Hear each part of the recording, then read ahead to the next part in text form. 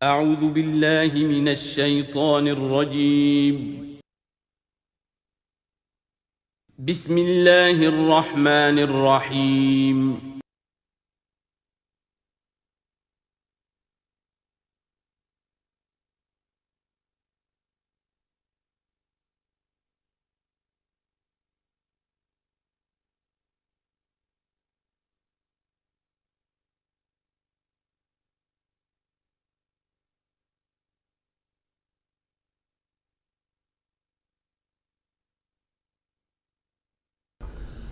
الحمد للہ وکفیٰ والصلاة والسلام علی عبادہ الذین اصطفیٰ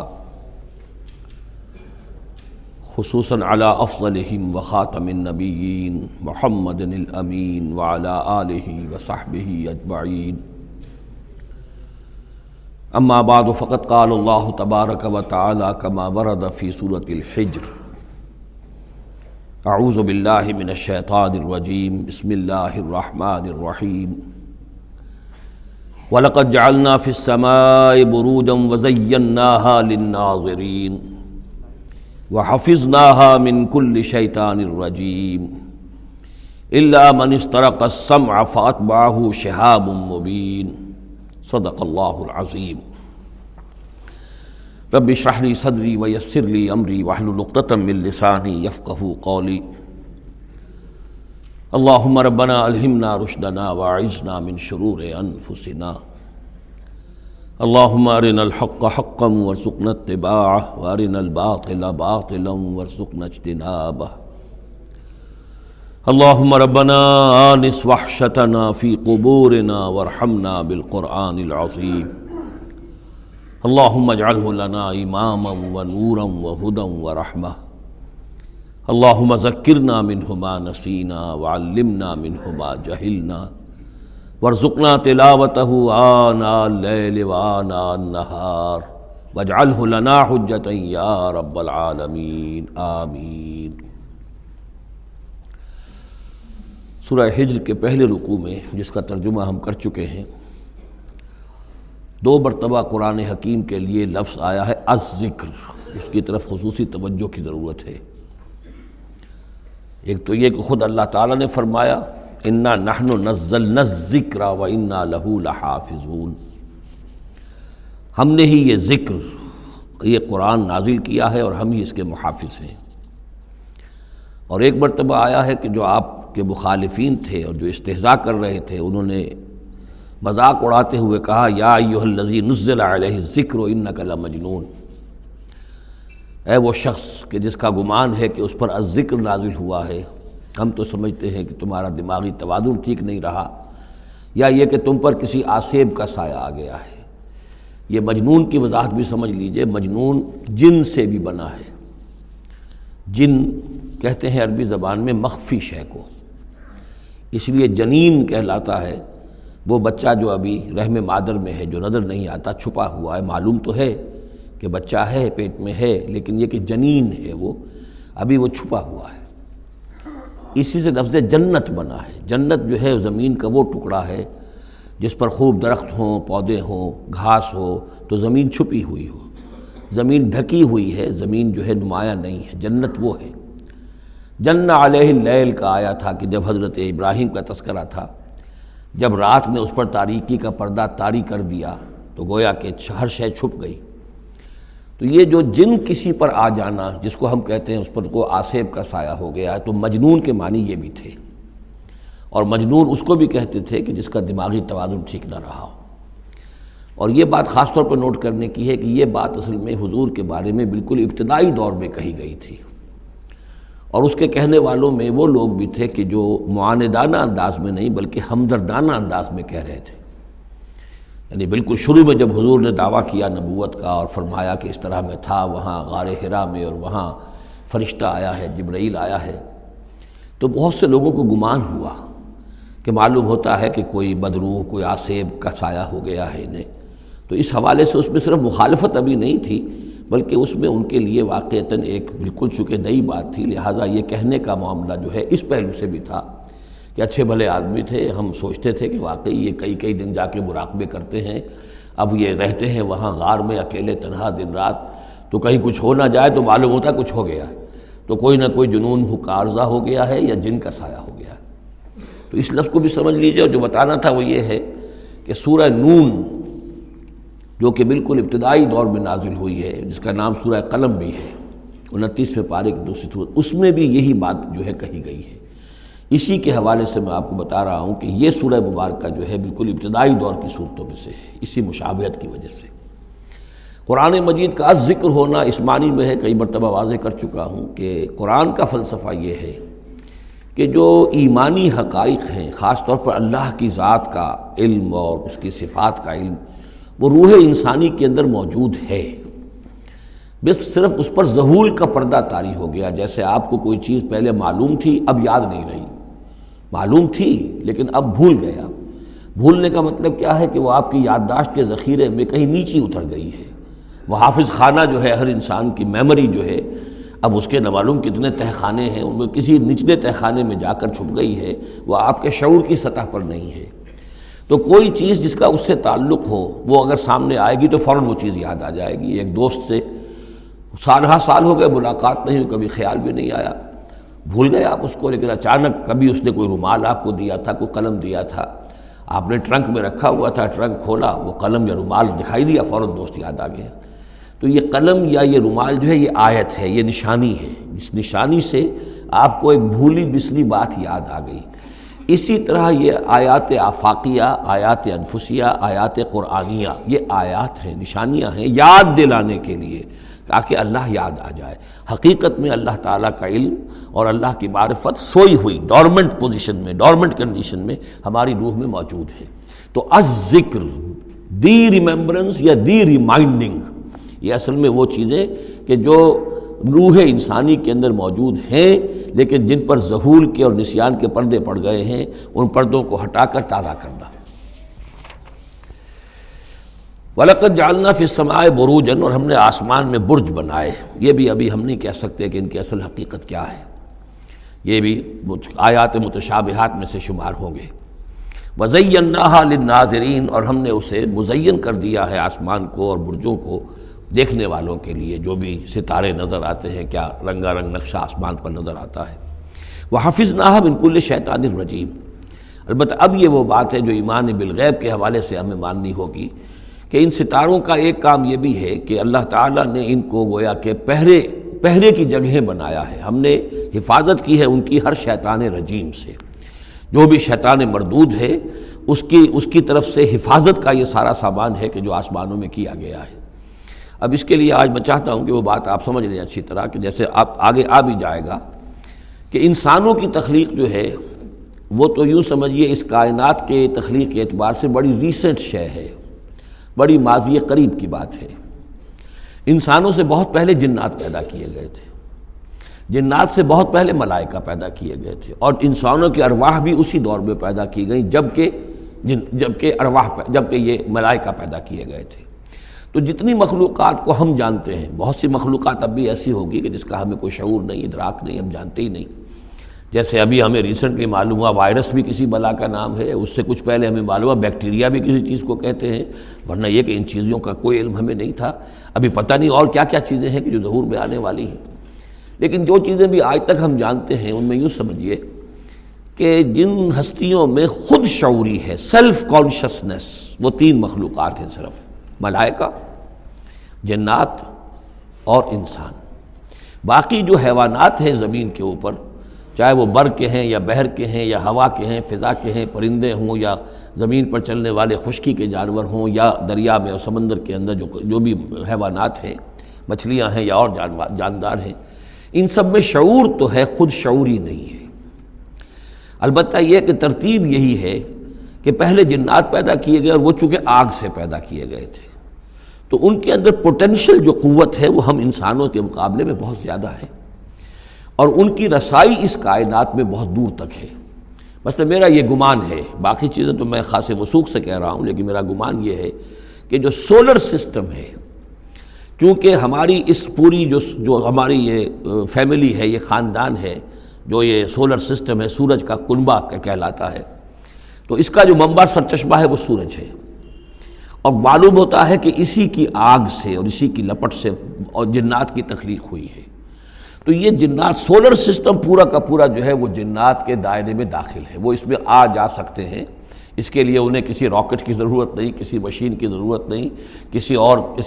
ذرائع کی ضرورت نہیں، بلکہ اس کی استعداد ان کے اندر موجود ہے۔ یہ پھر اپنی اس استعداد سے فائدہ اٹھا کر اس سے آگے جب ملائکہ کے ذریعے سے کچھ احکام اترتے ہیں،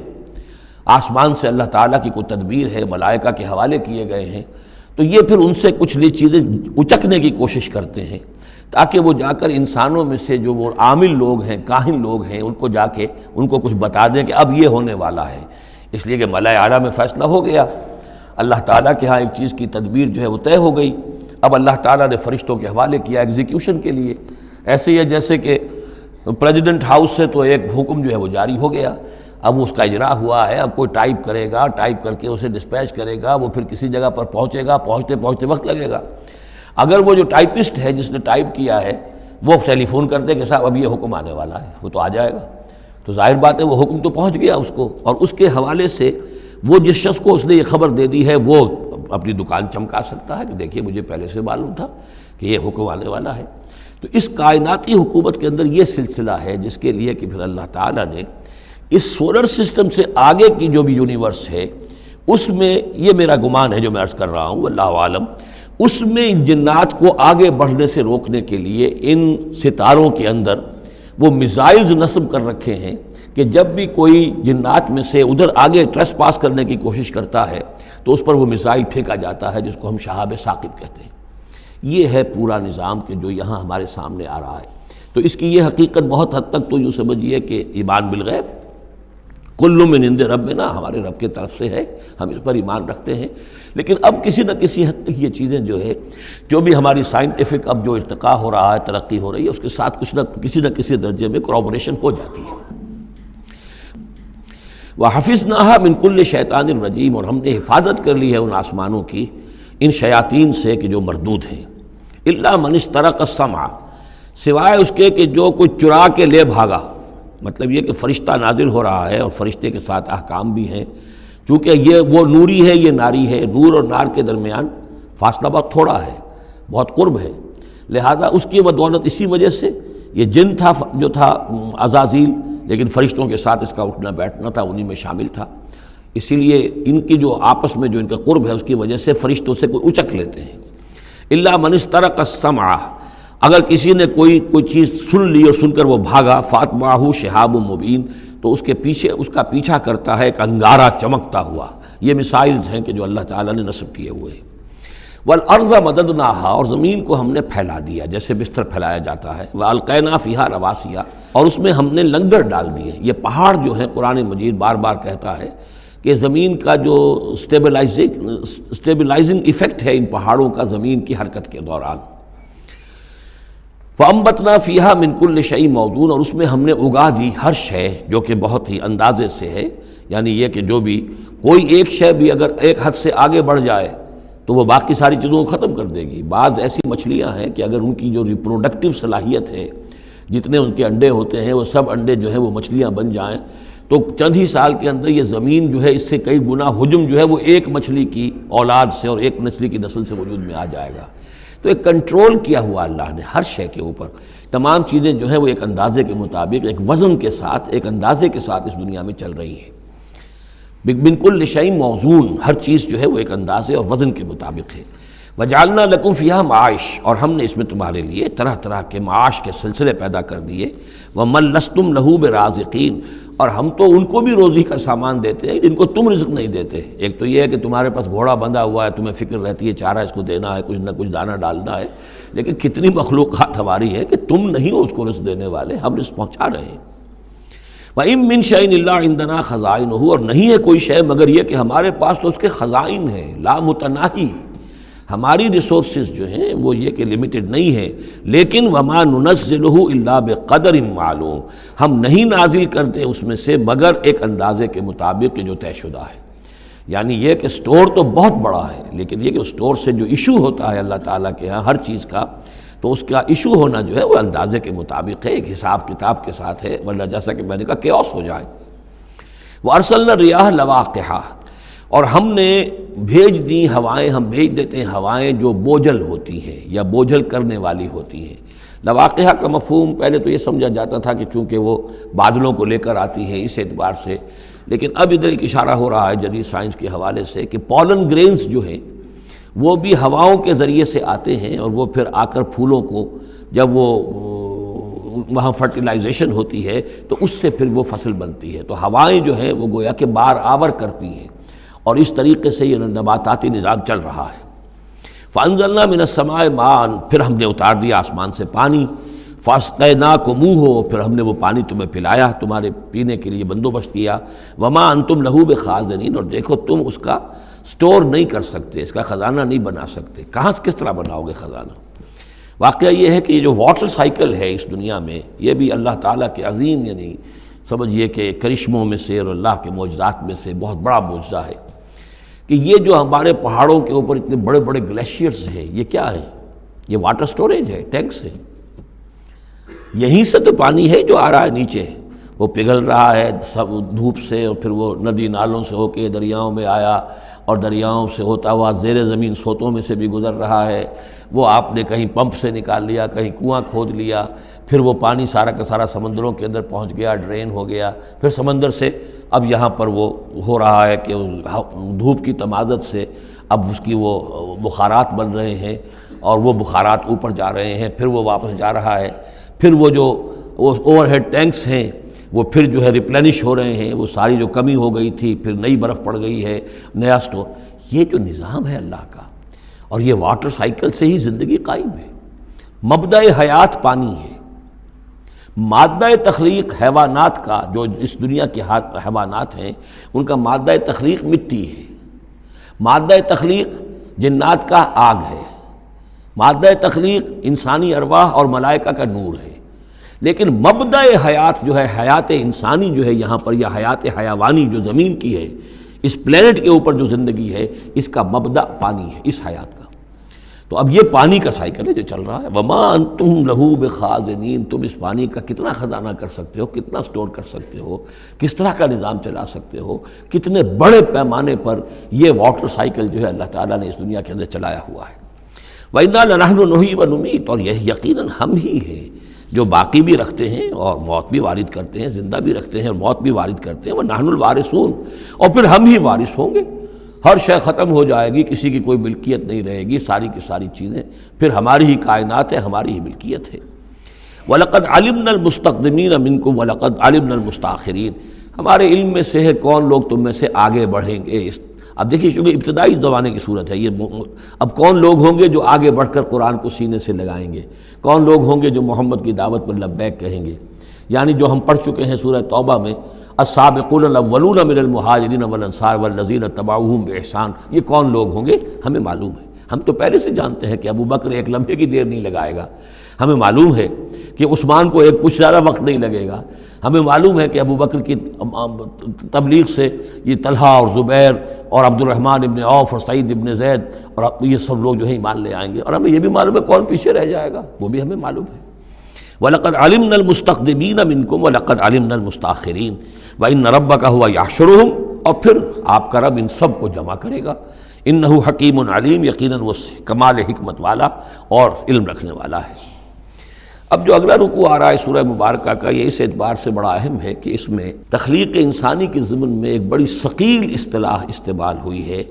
اور یہ ثقیل اصطلاح 3 مرتبہ آئی ہے۔ اب ظاہر بات ہے کہ قرآن مجید جو ہے اگر اس طرح کی کوئی شکل اختیار کرتا ہے تو کوئی نہ کوئی حکمت اور ضرورت اس کی پشت پر ہوتی ہے۔ وَلَقَدْ خَلَقْنَا الْإِنسَانَ مِنْ صَلْصَالٍ مِّنْ حَمَإٍ مَّسْنُونٍ، اور یقیناً ہم نے انسان کو بنایا ہے اس مٹی سے جو سنی ہوئی تھی گارے کی اور پھر سوکھ کر کھنکنے لگی۔ حَمَإٍ مَّسْنُون، سنا ہوا گارا جس میں سے بدبو بھی اٹھ رہی ہو۔ دیکھیے یہ جو انسان کے مادہ تخلیق کے ضمن میں قرآن میں الفاظ آئے ہیں، اب ان کو گنتے جائیے۔ نمبر 1 تراب، مٹی سے بنایا انسان کو، مٹی میں پانی مل گیا، گارا بن گیا تو اس کو کہتے ہیں تین، من تین، خلقتنی من نار وخلقتہ من طین، یہ سورہ اعراف میں ہم پڑھائے ہیں۔ ابلیس نے کہا تھا کہ مجھے تو نے بنایا آگ سے اور اس کو بنایا آدم کو گارے سے، اور اب چاہتا اور مجھے حکم دے رہا ہے کہ میں اس کے سامنے جھکوں، میں تو اس کے سامنے نہیں جھک سکتا۔ 3 کے بعد آیا 3 لازب، گارا پڑا رہے تو وہ جب اس کے اندر پھر کچھ چپچپاہٹ پیدا ہو جاتی ہے، اور یہ پرانے زمانے میں ہوتا تھا، اب تو میں سمجھتا ہوں کہ جدید نسل کو تو ان چیزوں کا علم ہی نہیں ہے۔ کچے گھر بنتے تھے تو انہیں لیپتے تھے، پوتتے تھے، گارا بناتے تھے، تغاری ہوتی تھی، پھر مٹی کے اندر تھوڑی سی توڑی ڈال دیتے تھے۔ کوئی آرگینک میٹر ڈالیں گے تو فرمنٹیشن ہوگی تو لیس سا اٹھے گا،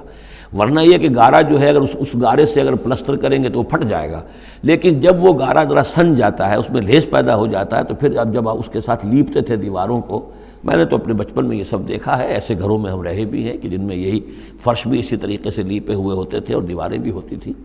تو یہ کہ پھر اس کے اندر وہ ایک لیس سا پیدا ہو جاتا ہے فرمنٹیشن سے، وہ 3 لازب ہے۔ اس سے اگلی سٹیج یہ ہے کہ اب وہ سڑنے لگے، یہ یعنی فرمنٹیشن اتنی پہنچ گئی کہ اس میں ہے حمیم مسنون، سنا ہوا گارا۔ پھر اگر کسی وجہ سے وہ خشک ہو جائے تو اب وہ کھنکنے لگتا ہے، جیسے کہ کبھی آپ نے دیکھا ہوگا ساحل کے قریب یا کسی دلدلی علاقے میں پپڑی اوپر آ جاتی ہے، جس زمین کے اوپر جو ہے پپڑی سی ہوتی ہے، اس پر آپ چلتے ہیں تو وہ کر کر ٹوٹتی ہے، کھنکنے والی مٹی بن جاتی ہے، وہ سنا ہوا گارا خشک ہو کر کھنکنے لگتا ہے۔ یہ سٹیجز ہیں ان مادہ تخلیق کی کہ جو آدم یا انسان کی تخلیق کے ضمن میں قرآن میں آئے۔ حالانکہ ایک لفظ بھی کفایت کر سکتا تھا، مٹی سے بنایا، 3 سے بنایا، گارے سے بنایا، پھر 3 لازم سے بنایا، پھر حمیم مسنون سے بنایا، من صلصال کالفخار سے بنایا، اور صلصال من حمیم مسنون، پھر صلصال کالفخار آخری سٹیج ہے، وہ ایسے بجنے لگا جیسے کہ اب یہ جو ہے وہ آئے گا سورہ رحمان میں۔ تو اس سے یقیناً کورابریشن ہو رہی ہے کہ جو بھی ایوولوشن کا جو بھی نظریہ آیا ہے، اب اس میں اس کو بھول جائیے کہ اللہ تعالیٰ نے اسپیشل کریشن انسان کی اور باقی حیوانات ہو سکتا ہے اس ایوولوشن کے ذریعے سے پیدا کیے ہوں۔ اس وقت بحث جو ہے کریشن آف مین کے بارے میں نہیں کر رہا ہوں، لیکن یہ کہ سائنس نے بھی ایک تو یہ بات بتائی کہ یہ ساری حیات حیواناتی جو بھی زمین پر ہے یہ مٹی سے بنی ہے، گویا کہ متفق گردید رائے بو علی بارائے من، قرآن اور سائنس متفق ہو گئے۔ پھر یہ کہ اس میں مٹی کے اندر گارے کی شکل بنی، پانی ملا، مبدأ حیات پانی ہے، قرآن بھی کہہ رہا ہے۔ پھر یہ کہ وہ ساحلی علاقوں پر دلدل بنی، اور دلدل کے اندر پھر وہ فرمنٹیشن وہاں ہوئی، اور اسی میں پھر جب وہ دراڑیں سی پڑ جاتی ہیں سمندر کے قریب دلدلی علاقے میں، تو وہاں سے ان کا کہنا ہے کہ حیات کا آغاز ہوا، الجی یا امیبا، حیواناتی حیات، اور یا یہ کہ نباتاتی حیات کا۔ تو یہ چیزیں جو ہیں یہ سٹیجز تقریباً اسی کے ساتھ، یہ تمام جو الفاظ جو ہیں قرآن کے جو استعمال کر رہا ہے ان کے ساتھ کسی حد تک اس کا ایک ربط اور تعلق قائم ہوتا ہے۔ اور ہم نے بنایا انسان کو اس مٹی سے جو سڑنے کے بعد، اس گارے سے کہ جو سڑنے کے بعد سنا ہوا گارا پھر وہ کھنکنے لگا تھا سوکھ کر۔ والجان خلقناہ من قبل، اور جنات کو ہم نے پیدا کیا تھا پہلے، من نار السموم، لو کی آگ سے۔ اب یہ سموم سے مراد کیا ہے؟ بعد سموم آپ نے سنا ہوگا، وہ تیز لو جو آیا کرتی تھی، صحراؤں میں آتی ہے، آگ جھلک دینے والی گرم ہوا۔ تو اصل میں ایک ہوتا ہے جیسے کہ یہ بھی ہم نے فزکس میں پڑھا تھا، جن لوگوں نے تھوڑی بہت فزکس پڑھی ہوگی FSC میں، کہ یہ جو شعلہ ہوتا ہے فلیم کا ایک حصہ وہ ہوتا ہے جو نظر آتا ہے، لیومینس، وہ نظر آتا ہے، اس کے اندر حرارت کم ہوتی ہے، اور ایک انویزیبل جو ہوتا ہے اس کے گرد حالہ جو نظر نہیں آتا، اس میں ہوتی ہے تیزی شدید جو ہوتی ہے، سب سے زیادہ ٹیمپریچر جو ہوتا ہے وہ اس میں ہوتا ہے کہ جو اس کا حصہ نظر نہیں آتا۔ اس حصے سے آگ کی اس لو کی لپٹ سے یا لو کی لپٹ سے جو بھی اسے کہیں، اس سے ہم نے جنات کو پیدا کیا۔ لیکن یہ سمجھ لیجئے کہ اس سے جنات پیدا کیے گئے، لیکن وہ آگ نہیں ہے۔ ہم مٹی سے پیدا کیے گئے لیکن مٹی نہیں ہے۔ اب ایک یہ کہ قلب ماہیت ہو چکی ہے، ہمارا جو یہ پروٹوپلازم ہے، جو ہمارے ٹیشوز ہیں، باڈی ٹیشوز، وہ مٹی تو نہیں ہے، اگرچہ سورس مٹی ہے، بنے مٹی سے ہیں، لیکن اب مٹی نہیں ہے۔ دوبارہ اگرچہ پھر یہ گل سڑ کر مٹی ہو جائیں گے، اس وقت مٹی نہیں ہے۔ اسی طریقے سے جنات آگ سے بنائے گئے لیکن آگ نہیں ہے، ہاں ان کا مادہ تخلیق آگ ہے۔ اور دوسرا یہ معلوم ہو گیا کہ وہ انسانوں کی تخلیق سے بہت پہلے پیدا کیے گئے۔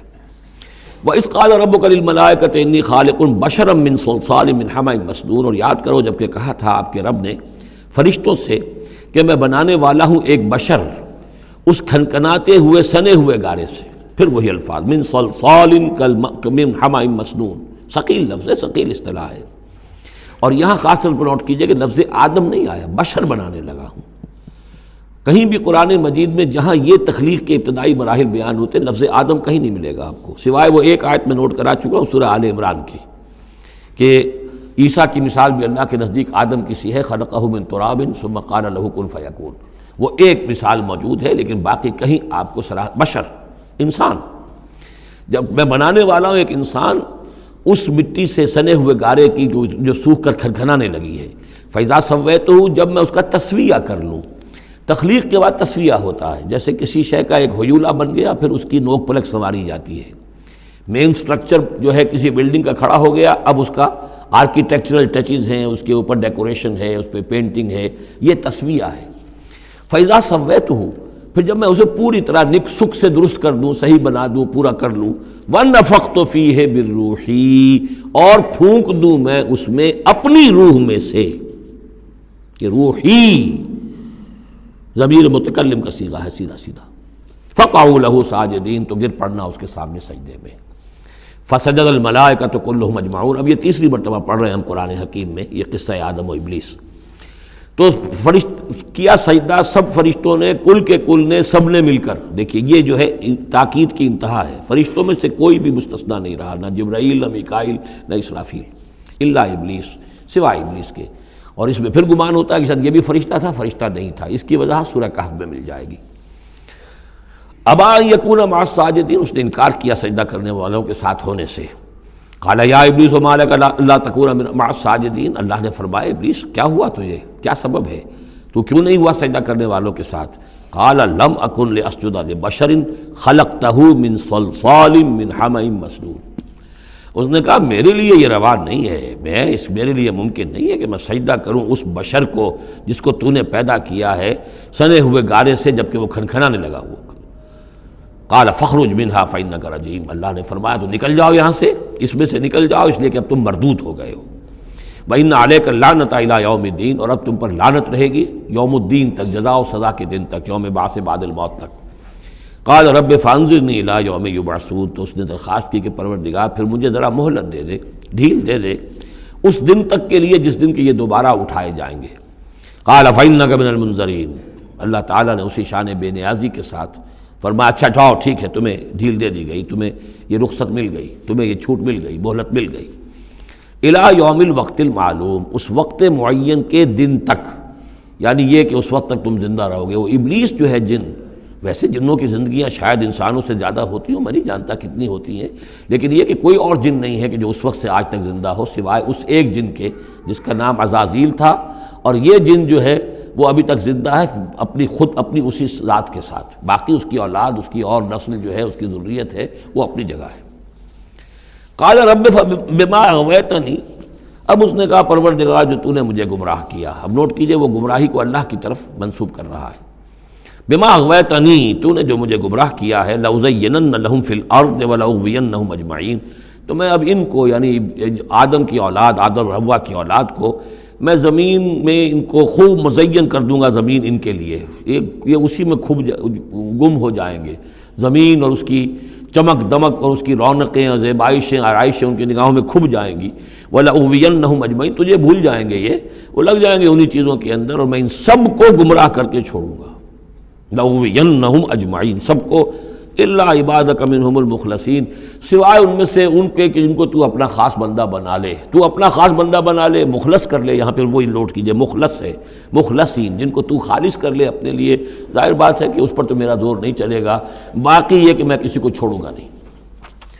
قال ھذا صراط علی مستقیم، اللہ تعالیٰ نے فرمایا ٹھیک ہے یہ راستہ ہے میری طرف سیدھا، یعنی یہ میرے اور تمہارے درمیان معاملہ طے ہو گیا، میں نے تمہیں چھوٹ دی، تم اپنا زور لگا لو، جس طرح بھی چاہو بہکا لو، باقی یہ کہ ان عبادی لیس لک علیہم سلطان، میرے بندوں پر تجھے اختیار کوئی نہیں ہوگا، یعنی اختیار کسی بھی انسان پر نہیں ہے، یہ نہیں کہ جس کو اللہ نے مخلص کر لیا ہو اس پر اختیار نہیں، اختیار اسے کسی بھی انسان پر نہیں ہے۔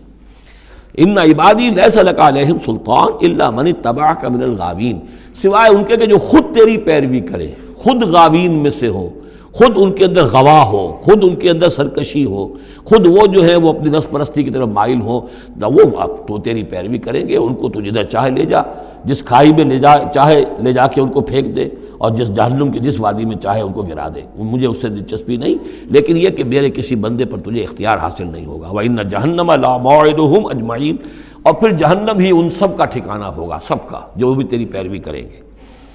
لہا سبعۃ ابواب، اس جہنم کے 7 دروازے ہیں، لکل باب منہم جزء مقسوم، اور ہر ان میں سے ہر دروازے کے لیے ہم نے ایک اس کا نصیب مقرر کر رکھا ہے کہ اتنے جن اتنے انسان اس سے جائیں گے۔ ہو سکتا ہے کہ وہ بڑے بڑے کبیرہ گناہوں کے حوالے سے کہ یہ لوگ جو ہیں جو ان گناہوں میں ملوث ہوں گے وہ اس دروازے سے جائیں گے، جو ان گناہوں میں ملوث ہوں گے وہ اس سے جائیں گے، واللہ اعلم۔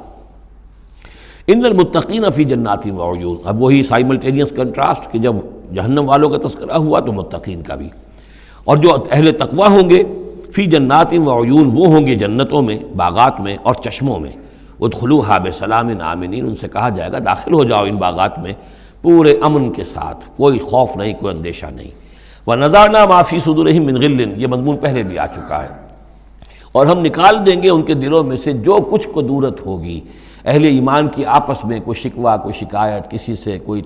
تکدر ہو، کوئی غل ہو، وہ ہم نکال دیں گے۔ علی سرر متقابلین، وہ بیٹھے ہوئے ہوں گے تختوں کے اوپر ایک دوسرے کے آمنے سامنے۔ جب کسی سے ناراضگی ہو تو آدمی آنکھیں چار نہیں کرتا بلکہ نظر چرا جاتا ہے، لیکن جب کوئی ایسی بات نہیں، دل صاف ہے، تو آمنے سامنے بیٹھ کے باتیں کریں گے، سینگ آئی ٹو آئی۔ متقابلین لا یمسہم فیہا نصب، انہیں نہیں پہنچے گی اس میں نہ تو کوئی تکان، وما ہم منہا بمخرجین، نہ پھر وہ اب اس سے نکالے جائیں گے۔ جب اہل جنت میں داخل ہونے کے بعد کسی کا وہاں سے نکلنے کا امکان نہیں۔ نبئ عبادی، اے نبی میرے بندوں کو بتا دیجئے، انی انا الغفور الرحیم، کہ میں یقیناً غفور ہوں، رحیم ہوں۔ میری اصل شان تو یہ ہے، لیکن وَأَنَّ عَذَابِي هُوَ الْعَذَابُ الْعَلِيمُ، میری ایک دوسری شان بھی ہے، اور وہ یہ ہے کہ میرا عذاب تو وہ بھی بہت دردناک عذاب ہے۔ لہذا کوئی آدمی جو ہے وہ نڈر نہ ہو جائے، نچنت نہ ہو جائے، وہ میری مغفرت کی امید بھی رکھے، میری رحمت سے آس بھی لگائے رکھے، لیکن یہ کہ میرے عذاب سے ڈرتا بھی رہے۔ بین الخوف والرجاء، یہ کیفیت رہنی چاہیے۔ وَنَبِّئْهُمْ عَنْ ضَيْفِ ابراہیم، اور ذرا ان کو بتا دیجئے حالات ابراہیم کے جو مہمان آئے تھے ان کے بارے میں، وہی جو پہلے ہم پڑھ چکے ہیں سورہ ہود میں۔ اِذْ دَخَلُوا عَلَيْهِ فَقَالُوا سَلَامًا، جب وہ داخل ہوئے حضرت ابراہیم کے ہاں مکان پہ آئے، انہوں نے کہا سلام۔ قَالَ إِنَّا مِنْكُمْ وَجِلُونَ، تو حضرت ابراہیم نے کہا کہ ہمیں تو تم سے کچھ خوف آ رہا ہے، آپ لوگ کون ہیں، ذرا اپنی آئیڈینٹی بتائیے۔ قَالُوا لَا تَوْجَلْ إِنَّا نُبَشِّرُكَ بِغُلَامٍ عَلِيمٍ، انہوں نے کہا کہ نہیں ڈریے نہیں، ہم تو آپ کو ایک بڑے صاحب علم بیٹے کی بشارت دینے آئے ہیں۔ قَالَ بَشَّرْتُمُونِي عَلَىٰ أَن مَّسَّنِيَ الْكِبَرُ فَبِمَ تُبَشِّرُونَ، تو حضرت ابراہیم نے فرمایا کہ یہ کیا بشارت آپ مجھے دے رہے ہیں، اس کے باوجود، علی یہاں علی الرغم کے معنی میں، اس کے باوجود کہ مجھ پر بڑھاپا طاری ہو چکا ہے، تو ذرا سوچ سمجھ کے بشارت دیجیے، کوئی غلطی تو نہیں لگی ہے آپ کو۔ قالوا بشرناک بالحق، انہوں نے کہا نہیں، ہم نے بشارت آپ کو دی ہے حق کے ساتھ، قطعی اور حقیقی بات ہے، شدنی امر ہے، یہ ہو کر رہنے والا ہے۔ فلا تکن من القانتین، تو اے ابراہیم آپ تو پھر نا امید لوگوں میں سے تو نہ ہو جائیے، مایوس نہ ہو جائیے۔ قال ومن یقنط من رحمت ربہ الا الضالون، تو حضرت ابراہیم نے کہا کہ ہاں یہ بات تو آپ صحیح کہہ رہے ہیں، اللہ تعالیٰ کی رحمت سے مایوس تو صرف وہی ہو سکتے ہیں جو گمراہ ہوں۔ اللہ کی قدرت، اللہ کی رحمت، عین بڑھاپے میں اللہ مجھے اولاد دے دے، 87 برس کی عمر میں بیٹا دے دے، جیسے اس نے حضرت یحییٰ کی والدہ کو، جو کہ بالکل بانجھ رہیں ساری عمر، اور حضرت زکریا جو ہیں بہت بوڑھے ہو چکے تھے، اسی طریقے سے معاملہ یہاں بھی ہوا ہے۔ قال فما خطبکم ایھا المرسلون، اب انہوں نے پوچھا کہ اے فرشتادو، اے جو بھیجے گئے ہو، ایلچی ہو، تمہارا کیا معاملہ ہے، یعنی کس قدر جا رہے ہو، کیا قصد ہے، کیا ارادہ ہے۔ قالوا انا ارسلنا الی قوم مجرمین، ان کا کہ ہمیں بھیجا گیا ہے ایک مجرم قوم کی طرف، الا آل لوط، سوائے آل لوط، لوط کے گھر والوں کو، اس کے گھر والوں کو تو ہم بچا لیں گے، انا لمنجوہم اجمعین، ان سب کو ہم بچا لیں گے، نجات دیں گے، الا امرأتہ، اس میں بھی ایک استثناء ہے سوائے اس کی بیوی کے، قدرنا انہا لمن الغابرین، ہم نے یہ اندازہ کر لیا ہے، یہ اندازہ ہے کہ وہ جو ہے پیچھے رہنے والوں میں سے ہوگی۔ فلما جاء آل لوط المرسلون، تو جب یہ لوط کے گھر پہنچے یہ فرشتادے بھیجے ہوئے اللہ کی طرف سے ایلچی جو آئے تھے، قال انکم قوم منکرون، وہی بات حضرت لوط نے فرمائی کہ آپ لوگ کچھ اجنبی سے لوگ ہیں، میں آپ کو جانتا نہیں، آپ کون لوگ ہیں، کہاں سے تشریف لائے ہیں۔ قالوا بل جئناک بما كانوا فیہ یمترون، ان کا نہیں بلکہ ہم تو وہ شے لے کر آئے ہیں آپ کے پاس جس کے بارے میں یہاں کے رہنے والوں کو شک تھا۔ آپ جب کہتے تھے کہ اگر تم باز نہیں آؤ گے، ان خبیث فعل کو نہیں ترک کرو گے، شرک سے باز نہیں آؤ گے تو تم پر اللہ کا عذاب آئے گا، یہ اس میں شک کرتے تھے، مذاق اڑاتے تھے۔ اب وہ شے ہم لے کر آئے ہیں، وَأَتَيْنَاكَ بِالْحَقِّ وَإِنَّا لَصَادِقُونَ، اب ہم اللہ تعالیٰ کے آخری فیصلے کے ساتھ، قطعی اور شدنی فیصلے کے ساتھ آئے ہیں اور ہم سچے ہیں، جو بات ہم کہہ رہے ہیں وہ درست ہے۔ فَأَسْرِ بِأَهْلِكَ بِقِطْعٍ مِّنَ اللَّيْلِ، تو آپ اپنے گھر والوں کو لے کر نکل جائیے رات کے ایک حصے میں، کہ ابھی رات باقی ہو، صبح ہونے سے پہلے پہلے نکل جائیے، وَاتَّبِعْ أَدْبَارَهُمْ، اور آپ بھی ان کے پیچھے پیچھے جائیے، وَلَا يَلْتَفِتْ مِنْكُمْ أَحَدٌ، اور کوئی آپ میں سے پیچھے مڑ کر اب دیکھے نہیں، یعنی کوئی دوستی، کوئی یاد آ رہی ہو، کوئی تعلقات اب جو ہے وہ ستا رہے ہوں دل کو۔ وَامْضُوا حَيْثَ تُؤْمَرُونَ، اور اب چلے جائیے وہاں جہاں آپ کو حکم ہوا ہے۔ وَقَضَيْنَا إِلَيْهِ، اور یہ بات ہم نے اس کو بتا دی، یہ فیصلہ ہم نے کنوے کر دیا اسے، ذالک الامر، یہ فیصلہ، ان دابر ہؤلاء مقطوع مصبحین، کہ ان لوگوں کی جڑ صبح ہوتے ہی کاٹ دی جائے گی، یعنی یہ کہ اس پوری قوم کو تہس نہس کر دیا جائے گا، دونوں شہر جو ہیں نسیہ منسیہ کر دیے جائیں گے، یہاں کوئی ایک متنفس بھی نہیں بچے گا۔ وجاء اہل المدینہ یستبشرون، اور اب آئے لوگ، وہ دوڑے ہوئے بدماش لوگ جو ہیں وہ خوشیاں مناتے ہوئے آئے کہ بڑے خوبصورت لڑکے جو ہیں آج مہمان ہو کر آئے ہیں لوط کے ہاں، تو ہمارے لیے بڑا اچھا موقع ہے۔ قال ان هؤلاء ضیفی فلا تفضحون، حضرت لوط نے ان سے کہا یہ دیکھو میرے مہمان ہیں، مجھے رسوا نہ کرو،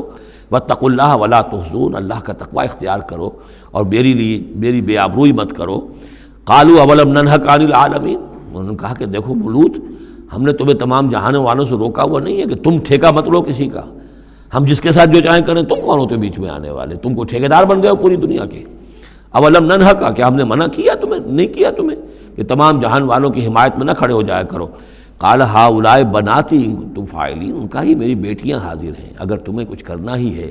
تو یہ کہ ظاہر اللہ تعالیٰ نے تمہارے لیے جو جوڑے بنائے ہیں تو وہ تو عورتیں ہیں، تو وہ ہے، میں عرض کر چکا ہوں، اس سے مراد یہ بھی لی گئی ہے کہ میری قوم کی جو یہ بیٹیاں ہیں تمہارے گھروں میں پڑی ہیں جن کو تم نے چھوڑا ہوا ہے، اصل میں تو تمہارے لیے اللہ تعالیٰ نے وہ فطری راستہ بنایا تھا، یا یہ کہ انہوں نے اتمام حجت کے لیے، جس کو کہتے ہیں پنجابی میں برے کو گھر پہنچانا، یا آخری بات بھی کہی ہو کہ میں ایسا ہی اگر کوئی معاملہ ہے تو کوئی دو بڑے سردار جو ہیں انہیں کہا ہو کہ میں اپنی بیٹیوں کا نکاح تم سے کیے دیتا ہوں، تمہیں اگر کوئی اس طرح کی کوئی حاجت ہے۔ لعمرک انہم لفی سکرتہم یعمہون، تو انہوں نے کہا، یہ اللہ تعالیٰ کی طرف سے ہے، قسم ہے تیری جان کی، وہ لوگ تو اپنے اس نشے کی حالت میں بدمست تھے اور بالکل اندھے ہو گئے تھے، عین میم ہے والا ہے، یہ دل کے اندھے ہو چکے تھے۔ فاخذتہم الصیحۃ مشرقین، تو پھر انہیں آ پکڑا ایک چنگھاڑ نے اجالا ہونے کے وقت۔ مشرق، یہ مشرق نہیں ہے مشرق ہے، مشرق ہے اجالے کی جگہ، صبح جہاں سے نکلتی ہے وہ مشرق ہے، شرق کے معنی جو ہے اصل میں وہ روشنی ہے، تو اسی سے یہ مشرقین، صبح ہونے کا وقت، سورج نکلتے وقت جب اجالے کا وقت ہوا تو ان کو ایک چنگھاڑ نے آ پکڑا۔ فجعلنا عالیہا سافلہا، تو ہم نے اس کے اوپر والے حصے کو نچلا بنا دیا، یعنی تل پٹ کر دیا، وہ گری، پوری بستی جو ہے وہ اٹھا کر پٹک دی گئی کہ چھتیں نیچے اور اس کی جو بنیادیں تھیں وہ اوپر۔ وَأَمْطَرْنَا عَلَيْهِمْ حِجَارَةً مِّن سِجِّيلٍ، اور پھر ہم نے ان پر بارش برسائی، سجیل، مٹی کے کنکروں کی بارش۔ ان فی ذلک لآیات للمتوسمین، یقیناً اس میں نشانیاں ہیں ان لوگوں کے لیے جو حق کے متلاشی ہوتے ہیں۔ یہ جو اسم کا لفظ ہے الف سین میم، اور الف جو ہے اس میں در حقیقت جو اصل اس کا حروف اصلیہ میں سے نہیں ہے، سین میم ہے اصل، یہ ہوتے علامت، اسم کے معنی بھی علامت ہے، یہ میرا نام ہے، یہ آپ کا نام ہے، یہ علامت ہے کہ جس سے میرے نام سے آپ پہچانتے ہیں۔ تو جو لوگ علامتوں سے متوسم، باب تفاعل بن جائے گا، جو علامتوں سے حقیقت کو پہچاننا چاہیں، جو آیات آفاقیہ، آیات تاریخیہ، آیات انفسیہ، آیات قرآنیہ سے حقیقت کو جاننا چاہیں، ان فی ذلک لآیات للمتوسمین وَإِنَّهَا لَبِسَبِيلٍ مُقِيمٍ، اور وہ جو بستیاں تھیں وہ سیدھی راہ پر واقع ہوئی تھیں، یعنی یہ سیدھا راستہ تھا جو یمن سے جاتا تھا فلسطین تک، میڈیٹرینین کے ساحل تک، اور یہ سیدھا راستہ تھا کیروان روٹ، مشرق و مغرب کے درمیان یہی لنک تھا، سویز کینال تھی نہیں، اور ابھی یہ راستہ جو تھا round the Cape of Good Hope, یہ تو کہیں جا کر 1498 میں واسکو ڈی گاما نے تلاش کیا ہے، تو یہ راستہ معلوم ہی نہیں تھا، سویز کینال تھی نہیں، تو ساری جو مشرق اور مغرب کی ٹریڈ ہوتی تھی وہ یہ تھی کہ ہندوستان اور چین اور یہ جاوا، ملایا وغیرہ جو ہیں، یہ ہند چینی کے جتنے یہ سب سامان آتا تھا یمن کے ساحل پر، یورپ کے سارے ممالک کا سامان آ جاتا تھا شام کے ساحل پر، فلسطین کے ساحل پر۔ اب ان دو کے درمیان یہ قافلے چلتے تھے، یہ کیروانز تھے کہ جو یہاں سے لے کر سامان ادھر، ادھر کا سامان ادھر۔ تو یہ راستہ ہے امام مقیم، سبیل المقیم اس کو کہا گیا، سیدھا راستہ، سیدھی شاہراہ۔ اسی پر یہ اصحاب ہجر کے بھی مسکن تھے، اسی پر پھر یہ اصحاب مدین کے بھی تھے، اور یہ بستیاں بھی اسی راستے پر واقع ہوئی تھیں۔ ان فی ذلک لآیۃ للمؤمنین، یقیناً اس میں نشانی ہے اہل ایمان کے لیے۔ وان کان اصحاب الایکۃ لظالمین، اسی طریقے سے جو بن والے تھے، مدین والے، وہ بھی بہت ظالم تھے۔ یہ ایکا کا لفظ بھی ان کے لیے آیا ہے، یہ مدین والے۔ فانتقمنا منہ، یہاں پہ صرف تذکرہ ہو رہا ہے، یہاں تذکرہ آپ نے دیکھا کہ صرف حضرت لوط علیہ السلام کا ہوا ہے اس انباء الرسل کے انداز میں، باقی حضرت ابراہیم کا تذکرہ ہو گیا ہے، وہ وہی ہے قصص النبیین کے انداز میں۔ باقی یہاں پر جو تذکرے ہو رہے ہیں یہ بھی صرف ذکر ہے، یہ انباء الرسل کا ذکر ہے، کہ جیسے حضرت شعیب، لیکن شعیب کا نام نہیں یہاں آیا، بلکہ یہ کہ صرف یہ کہ مدین والے۔ فانتقمنا منہم، ان سے بھی ہم نے انتقام لیا۔ وَإِنَّهُمَا لَبِإِمَامٍ مُّبِينٍ، اور یقیناً وہ بھی، یہ دونوں جو بستیاں ہیں کھلے راستے پر واقع ہوئی ہیں، وہی راستہ جو میں نے ابھی آپ کو بتایا ہے۔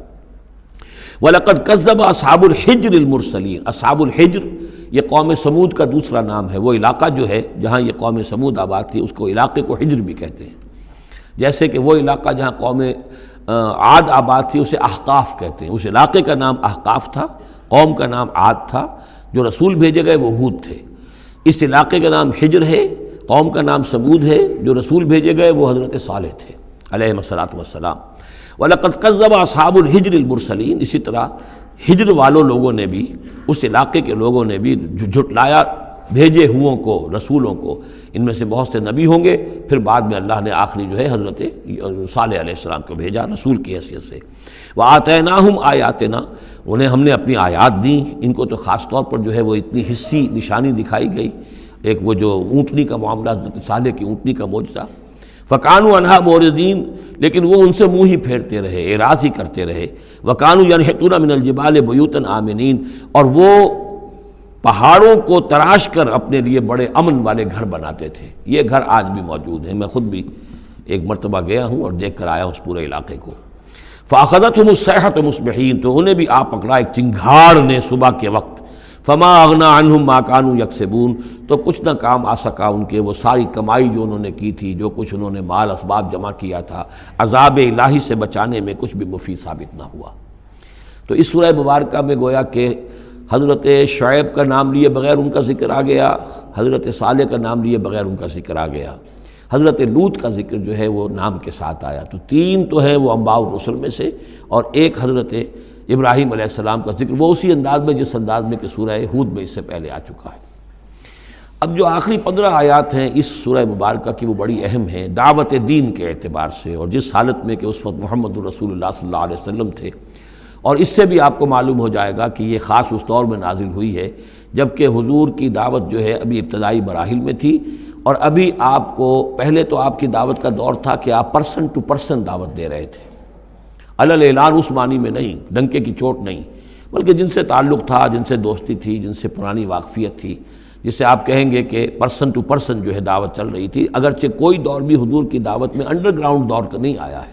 خفیہ دعوت ایک دن کے لیے بھی نہیں۔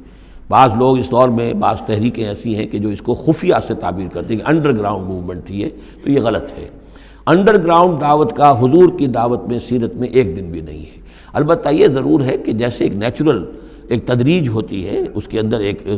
ترقی ہوتی ہے کسی معاملے کے اندر، پہلے آپ نے ذاتی جن سے تعلقات تھے، حضرت ابوبکر بہت پرانے دوست تھے، ان سے سب سے پہلے ان سے بات کی ہے، گھر میں حضرت خدیجہ جو آپ کی اہلیہ تھی ان سے بات کی، حضرت علی ہیں جو چچا زاد بھائی ہیں بلکہ زیر تربیت ہیں، زیر کفالت ہیں، ان سے بات کی ہے، اپنا جو غلام تھا جسے آزاد کر کے منہ بولا بیٹا بنایا ہوا ہے اس سے بات کی، اس طریقے سے پرسن ٹو پرسن۔ لیکن پھر یہ کہ تقریباً 3 سال کے بعد پھر آپ کو حکم ہوا کہ اب آپ ڈنکے کی چوٹ علل اعلان دعوت شروع، وہ آیت اس صورت مبارک میں آ رہی ہے۔ وما خلقنا السماوات والارض وما بینہما الا بالحق، اور ہم نے نہیں بنایا، تخلیق فرمایا آسمانوں کو اور زمین کو اور جو کچھ ان کے مابین ہے مگر حق کے ساتھ۔ پرپز فل کریشن ہے، یہ پرپز لیس نہیں ہے، ایٹ رینڈم نہیں ہے، یہ کوئی کھلنڈرے کا کھیل نہیں ہے جیسے کہ ہندو مائتھولوجی میں ہے، رام کی لیلا ہے، جیسے کوئی بچہ ہے کھیلتا ہے۔ اب بچے کے کھیلنے میں کوئی حکمت تھوڑا ہی ہوتی ہے، اس نے ایک کھلونا اٹھایا اور پٹخ دیا، پھر کوئی دوسرا اٹھایا، پھر پٹخ دیا، پھر پہلا اٹھا لیا، اب اس میں کوئی حکمت تو نہیں ہے۔ اسی طریقے سے رام جی جو ہیں کھیل رہے ہیں، جس کو چاہتے ہیں تخت سے اٹھا کر زمین پہ پٹخ دیتے ہیں، جس کو چاہتے ہیں وہ جو تیلا وہ تیلی اس کو اٹھا کے وہ راجہ بنا دیتے ہیں۔ تو یہ کھیل ہے رام کا، رام کی لیلا ہے یہ، تو یہ تصور اسلام میں نہیں ہے۔ یہ کائنات کی تخلیق بالحق ہے۔ ربنا ما خلقت ھذا باطلا سبحانک فقنا عذاب النار، تیری ذات اس سے بہت اعلیٰ اور ارفع ہے، پاک ہے کہ تیرے بارے میں یہ گمان کیا جائے کہ تو نے یہ کائنات ایسے ہی بنا دی کھیلنے کے لیے، اور یہ کوئی آپ تیرا مشغلہ ہے، نہیں۔ وما خلقنا السماوات والارض وما بینہما الا بالحق وان الساعۃ لآتیۃ، اس حق کا فیصلہ یہ ہے، اس حق کا منطقی نتیجہ یہ ہے کہ قیامت آ کر رہے، اس لیے کہ باقی تمام چیزیں تو انسانوں کے لیے پیدا کی گئی ہیں، ان کی ساری توجہ یہی ہو جائے گی انسان کاہے کے لیے پیدا کیا گیا، اور خاص طور پر انسان میں جو اخلاقی حص رکھی گئی ہے۔ By very nature, by his very nature he knows this is good this is evil, یہ جو اس کے اندر ایک شعور ہے، ایک تمیز ہے، یہ ایول ہے، یہ گڈ ہے، یہ اچھا ہے، یہ برا ہے۔ اب اس کا نتیجہ کیا نکل رہا ہے؟ یہاں تو الٹے نتیجے نکلتے ہیں، بہت سے اچھے لوگ جو ہیں انہیں فاقے آ رہے ہوتے ہیں، اور بہت بدماش جو ہیں وہ یہاں پہ عیش کر رہے ہوتے ہیں۔ تو یقیناً کوئی اور زندگی ہونی چاہیے، اور یقیناً کوئی دن ہونا چاہیے کہ جس میں بھرپور حساب کتاب ہو جائے، نیکوکاروں کا حساب کتاب ہو جائے، اور پھر ان کی زندگی ایسی ہو کہ بھرپور صلہ انہیں ان کا مل سکے، اور بدکاروں کی بدکاریوں کا حساب کتاب ہو جائے، اور پھر ایسی زندگی ہو، ایسا نظام ہو کہ انہیں پوری سزا مل سکے۔ تو یہ گویا کہ حق کا تقاضا ہے۔ وما خلقنا السماوات والارض وما بینہما الا بالحق وان الساعۃ لآتیۃ، قیامت آ کر رہے گی۔ فاصفح الصفح الجمیل، تو اے نبی آپ ذرا ابھی خوبصورتی کے ساتھ درگزر سے کام لیجئے، یعنی یہ کہ یہ مجرم کہیں بھاگ کے نہیں چلے جائیں گے، ہماری پکڑ سے نکل نہیں جائیں گے، قیامت آئے گی، یہ کافر کردار کو پہنچ جائیں گے۔ ابھی آپ ذرا تحمل کیجئے، صبر سے کام لیجئے۔ فاصفح الصفح الجمیل، ابھی ہماری مرضی اس میں ہے کہ ہم ان کی رسی دراز کریں، یہ جو کچھ کہہ رہے ہیں برداشت کر لیجئے، سن لیجئے، سنا انسنا کر دیجئے، یہ جو آپ صبر کریں گے اس سے آپ کے درجات بلند ہوتے چلے جائیں گے۔ لیکن فوری طور پر آپ کے دل میں اگر یہ خیال پیدا ہونے بھی لگے بربنائے طبع بشری کہ انہیں سزا ملنی چاہیے، یہ بدبخت مجھے کیا کہہ گیا ابھی، یہ مجھے پاگل کہہ گیا، اور یہ مجھے جو ہے ساحر کہہ گیا یا مسحور کہہ گیا، نہیں، فاصفح الصفح الجمیل، ابھی ذرا آپ خوبصورتی کے ساتھ چشم پوشی کیجئے، نظر انداز کیجئے۔ ان ربک هو الخلاق العلیم، یقیناً آپ کا رب جو ہے وہ وہی ہے جو پیدا کرنے والا ہے، خلاق ہے، اور ظاہر بات ہے جس نے پیدا کیا ہے وہ جانتا بھی ہے۔ سورہ ملک میں ہم پڑھیں گے الا یعلم من خلق وهو اللطیف الخبیر، کیا اسی کے علم میں نہیں ہوگا جس نے پیدا کیا ہے؟ وہ تو جانتا ہے ہر شے کو۔ اب یہ گھڑی جس نے بنائی ہے اسے تو معلوم ہے اس میں کون کون سا پرزہ ہے، کہاں کہاں ہے، اس کے اپنے ہاتھ کا اس کے اندر جو ہے ٹکایا گیا ہے، میں واقف نہیں ہوں اس کے اندر کیا کچھ ہے، لیکن گھڑی کا بنانے والا تو جانتا ہے۔ الا یعلم من خلق، کیا وہی نہ جانے گا جس نے پیدا کیا؟ وہو الخلاق العلیم، وہ تو خلاق اور علیم ہے۔ وَلَقَدْ آتَيْنَاكَ سَبْعًا مِنَ الْمَثَانِي، دل جوئی کے لیے حضور سے فرمایا، اور ہم نے آپ کو دی ہیں وہ 7 آیتیں جو آپ کا وظیفہ ہیں، دوہرا دوہرا کر پڑھتے رہا کیجئے، دوہرا دوہرا کر پڑھتے رہا کیجئے۔ اس پر تقریباً اجماع ہے امت کا کہ اس سے مراد ہے سورہ فاتحہ، 7 آیتیں جو بار بار پڑھی جاتی ہیں۔ اب آپ دیکھیے کہ ہر شخص جو نماز پڑھتا ہے دن میں کتنی مرتبہ سورہ فاتحہ پڑھ رہا ہے، ہر نماز میں کتنی مرتبہ پڑھ رہا ہے، دوہرا دوہرا کر یہ آیت جو ہے، جیسا کہ ہم نے جب سورہ فاتحہ ہم پڑھ رہے تھے، من لم یقرأ بفاتحۃ الکتاب لا صلاۃ لمن لم یقرأ بفاتحہ، اس کی کوئی نماز ہی نہیں ہے، نماز کا جزو لازم ہے۔ بلکہ قسمت الصلاۃ بینی و بین عبدی نصفین والی حدیث میں نے آپ کو سنائی، حدیث قدسی، تو وہ تو اصل الصلاۃ ہے ہی سورہ فاتحہ۔ والقرآن العظیم، اور یہی بڑا قرآن ہے، یعنی یہ اپنی اہمیت کے اعتبار سے، اپنی فضیلت کے اعتبار سے خود اپنی جگہ پر سورہ فاتحہ ایک قرآن عظیم کا درجہ رکھتی ہے۔ اسی لیے اس کو اساس القرآن بھی کہا، اس کو کافیہ بھی کہا، شافیہ بھی کہا گیا، یہ ام القرآن بھی ہے۔ وَلَقَدْ آتَيْنَاكَ، اے نبی ہم نے اتنی بڑی بڑی دولتیں آپ کو دی ہیں۔ یہ کیوں گنایا جا رہا ہے یہ ذرا آگے آپ کو معلوم ہو جائے گا، کیونکہ بہرحال حضور کو یہ احساس ہوتا تھا یا نہیں ہوتا تھا، دیکھنے والوں کو تو احساس ہوتا تھا۔ ابو جہل مالدار ہے، ولید بن مغیرہ اتنا بڑا چودھری ہے، یہ محمد تو یتیم تھے، کوئی مال دولت ان کے پاس نہیں، کوئی ان کی حیثیت نہیں، ہاں کچھ عرصے سے کچھ کھا پی بھی رہے ہیں تو وہ بیوی کا مال ہے، اپنا تو نہیں ہے۔ یہ ان کی نگاہوں میں جو ان کے معیارات تھے، جو ان کے اندازے تھے سوچنے کے، وہ تو یہ تھے۔ اس حوالے سے یہاں بظاہر حضور سے خطاب ہے، لیکن اصل میں ان کو بتایا جا رہا ہے کہ بدبختو تمہیں کیا معلوم ہم نے ان کو کتنی بڑی دولت دی ہے۔ وَلَقَدْ آتَيْنَاكَ سَبْعًا مِنَ الْمَثَانِي وَالْقُرْآنِ الْعَظِيمِ، ہم نے ان کو وہ 7 آیتیں عطا کی ہیں۔ ایک حدیث کے مطابق جیسی آیت نہ قرآن میں اتری کوئی اور اس کے مثل، اور نہ تورات میں نہ انجیل میں۔ یہ سورہ فاتحہ ہے، وَلَقَدْ آتَيْنَاكَ سَبْعًا مِنَ الْمَثَانِي وَالْقُرْآنِ الْعَظِيمِ وَلَا تَمُدَّنَّ عَيْنَيْكَ إِلَىٰ مَا مَتَّعْنَا بِهِ أَزْوَاجًا مِّنْهُمْ، تو اے نبی آپ کی نگاہیں نہ اٹھیں اس ساز و سامان کی طرف جو ہم نے ان کو عطا کیا ہے۔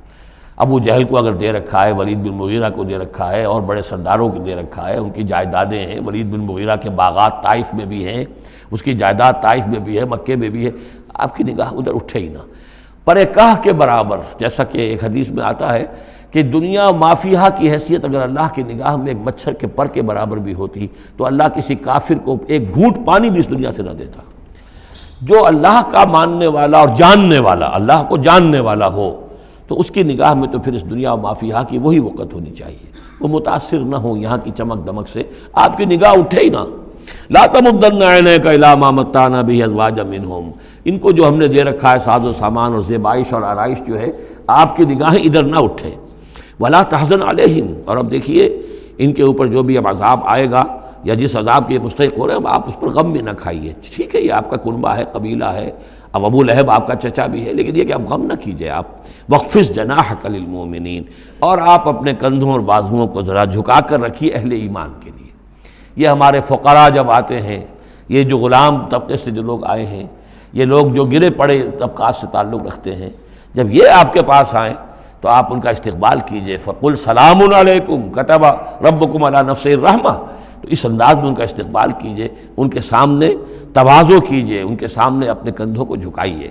وَاخْفِضْ جَنَاحَكَ لِلْمُؤْمِنِينَ، یہی مضمون ایک مرتبہ پھر سورہ طٰہٰ کے اندر آئے گا۔ وَاخْفِضْ جَنَاحَكَ لِمَنِ اتَّبَعَكَ مِنَ الْمُؤْمِنِينَ، اہل ایمان یہ جو آپ کی پیروی کر رہے ہیں، آپ اپنے ذرا کندھے ان کے سامنے جھکا کر رکھیے۔ یا یہ حکم دیا گیا ہے اولاد کو والدین کے بارے میں، اگلی صورت میں آ جائے گا سورہ بنی اسرائیل میں، کہ ان کے لیے اپنے کندھوں کو، اپنے بازوؤں کو ذرا جھکا کر رکھا کرو، والدین کے سامنے تن کر نہ کھڑے ہو کہ کندھے جو ہیں اٹھے ہوئے ہیں، بلکہ کندھے ذرا دبا کر۔ وَاخْفِضْ جَنَاحَكَ لِلْمُؤْمِنِينَ وَقُلْ إِنِّي أَنَا النَّذِيرُ الْمُبِينُ، اور کہہ دیجئے کہ میں تو صرف خبردار کرنے والا ہوں، کھلم کھلا خبردار کرنے والا، میری اس کے سوا کوئی ذمہ داری نہیں ہے۔ كَمَا أَنزَلْنَا عَلَى الْمُقْتَسِمِينَ، جیسے کہ ہم نے نازل کیا ہے ان پر کہ جنہوں نے تقسیم کر لیا ہے، الذین جعلوا القرآن عضین، قرآن کو انہوں نے بوٹیاں بنا لیا ہے، اس کو توڑ کے ٹکڑے کر دیا ہے۔ اب اس کے اندر دو رائے ہیں، ایک تو یہ کہ اس قرآن سے مراد یہی قرآن ہے، اور مذاق اڑایا کرتے تھے لوگ، یہ جو بھی تھے ابو جہل اور اس کے ساتھی، بھائی فلاں صورت تو میری ہے، وہ تمہیں لے جاؤں گا، وہ فلاں صورت جو محمد کہتا ہے وہ تم لے جانا، وغیرہ وغیرہ، آپس میں وہ تقسیم کرتے تھے ہنسی مذاق میں۔ تو اس حوالے سے انہوں نے قرآن کو بوٹیاں بنا کر اپنے اندر تقسیم کرنا شروع کر دیا ہے۔ ایک رائے یہ ہے، مجھے وہ زیادہ قرین قیاس معلوم ہوتا ہے کہ قرآن کے لفظ کا اطلاق تورات پر بھی ہوا ہے، کہ یہ قرآن وہ ہے جو محمد پر نازل ہوا، ولا بالذی بین یدیہ، ایک اور جگہ ہم آگے چل کر دیکھیں گے، وہ قرآن جو اس سے پہلے تھا، اور وہ گویا کہ وہ تورات تھی، اللہ کی کتاب۔ تو جس طریقے سے تورات کے ٹکڑے ٹکڑے کر دیے تھے یہود نے، اور قراطیسا تجعلونہ قراطیسا تبدونہا وتخفون کثیرا، یہ ہم پڑھ چکے ہیں سورہ انعام کی آیت نمبر 91 میں۔ تو جیسے کہ ٹکڑے ٹکڑے کر کر اور کچھ حصہ ظاہر کیا، کچھ چھپایا، تو ان دونوں کی رائے ہے، وہ میں نے آپ کے سامنے پیش کر دی۔ فَوَرَبِّكَ لَنَسْأَلَنَّهُمْ أَجْمَعِينَ، تو تیرے رب کی قسم اے محمد صلی اللہ علیہ وسلم، ان سب کو ہم جمع کر کے رہیں گے۔ اما نسألنهم اجمعین، ہم ان سے پوچھ کر رہیں گے،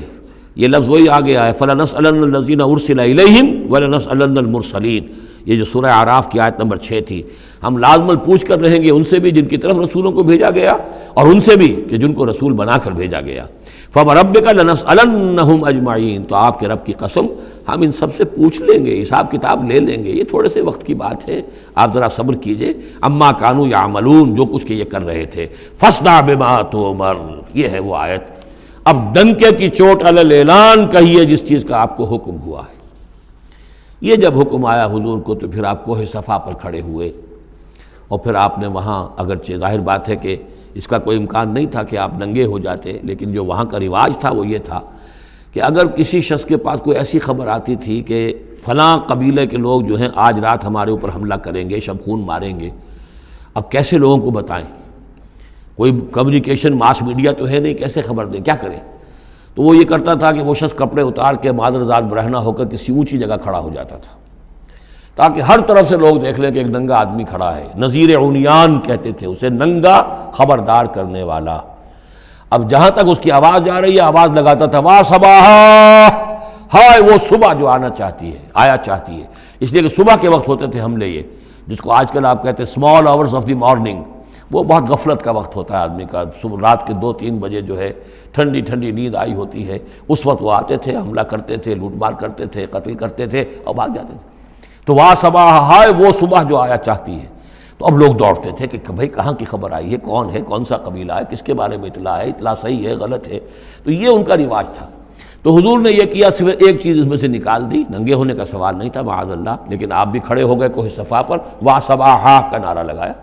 اب لوگ آئے دوڑے، کوئی خبر دی ہے، محمد دینا چاہتے ہیں، کوئی بات ہے، بڑی اہم کوئی بات ہے۔ وہاں آپ نے پھر اپنی دعوت پیش کی۔ تو اسی مجمع میں پھر ابو لہب نے کہا تھا تبا لک لہذا جمعتنا، تمہارے لیے ہلاکت ہو، ہمیں اس کام کے لیے جمع کیا تھا، ہم اپنے بڑے بڑے اہم کاموں میں لگے ہوئے تھے۔ وہ مہاجن تھا، کہیں مہاجنی سود اپنا لین دین کا حساب کر رہا ہوگا بیٹھا ہوا، میں وہ سب چھوڑ کر آیا ہوں کہ کوئی خاص اہم بات تم نے بتانی ہے، لیکن تم نے یہ کیا کیا؟ تو یہ ہے وہ واقعہ، اور اس سے معلوم ہو جاتا ہے کہ یہ سورہ مبارکہ جو ہے اسی دور کی، ابتدائی دور کی ہے۔ فاصدع بما تؤمر واعرض عن المشرکین، تو اب ڈنکے کی چوٹ کہیے اب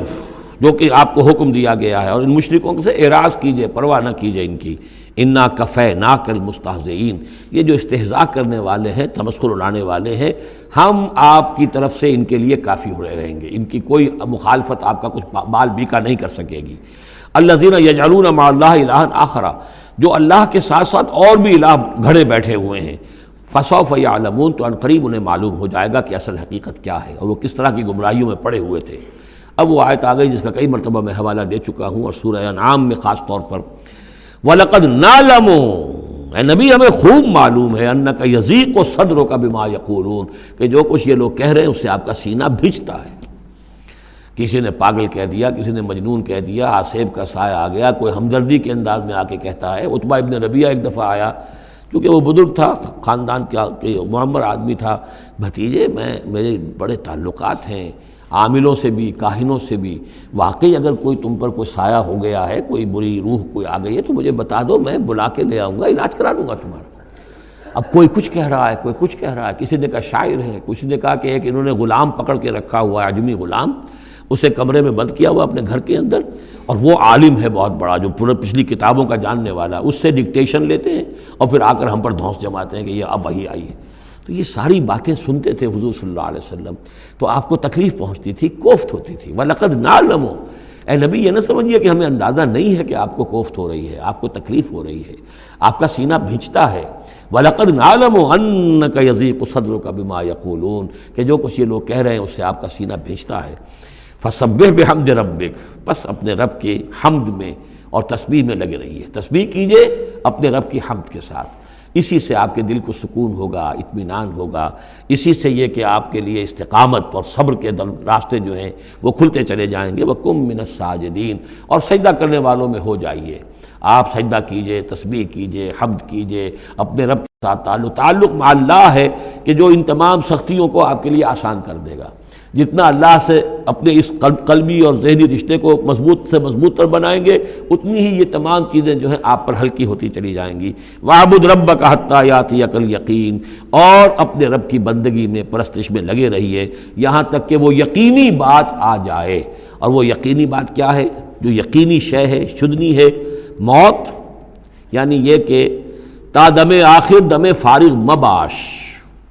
اندری رہ میں تراش و میں خراش، آخری وقت تک اس بندگی میں اپنے لگے رہیے، جو بھی آخری موت جب تک آ جائے، یا موت سے مراد یہ بھی ہو سکتا ہے یقین سے، یقینی بات اللہ کی مدد آ جائے، اللہ کی طرف سے غلبہ حاصل ہو جائے اور اللہ تعالیٰ کی نصرت آ جائے، اللہ کا فیصلہ آ جائے، لیکن عام طور پر گمان یہی ہے کہ اس سے مراد موت ہے۔ وَاعْبُدْ رَبَّكَ حَتَّىٰ يَأْتِيَكَ الْيَقِينُ، اور اپنے رب کی بندگی اور پرستش میں لگے رہیے یہاں تک کہ وہ یقینی شے وقوع پذیر ہو جائے۔ بارک اللہ لی ولکم فی القرآن العظیم۔ Subscribe to our channel by clicking the subscribe button. click the bell button and enjoy the latest uploads from our channel.